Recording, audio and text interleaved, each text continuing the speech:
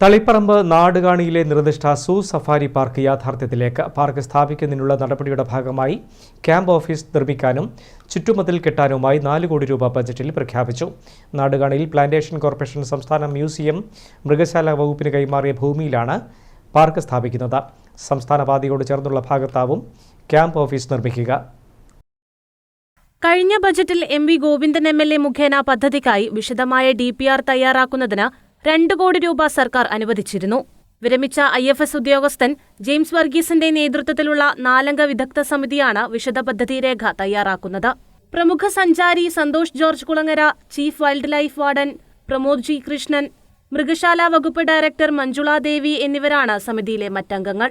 പാർക്കിന്റെ വിശദ പദ്ധതി രേഖ ഉടൻ സർക്കാരിന് സമർപ്പിക്കും. കേരളത്തിലെ ആദ്യ സൂ സഫാരി പാർക്കാണ് തളിപ്പറമ്പിൽ നിർമ്മിക്കുന്നത്. പ്രകൃതിയെ സംരക്ഷിച്ചുള്ള സ്വാഭാവിക വനവൽക്കരണത്തിനാകും പ്രാമുഖ്യം. തളിപ്പറമ്പിനെ ലോക ടൂറിസം ഭൂപടത്തിൽ അടയാളപ്പെടുത്തുന്ന അഭിമാന പദ്ധതിയാണ് നാടുകാണി സൂ സഫാരി പാർക്ക്. അതിലേക്കുള്ള സുപ്രധാന ചുവടുവെപ്പായ വിശദ പദ്ധതി രേഖ സമർപ്പിക്കുന്നതിന് മുന്നോടിയായി വിദഗ്ധ സമിതി സ്ഥല സന്ദർശനം നടത്തിയിരുന്നു.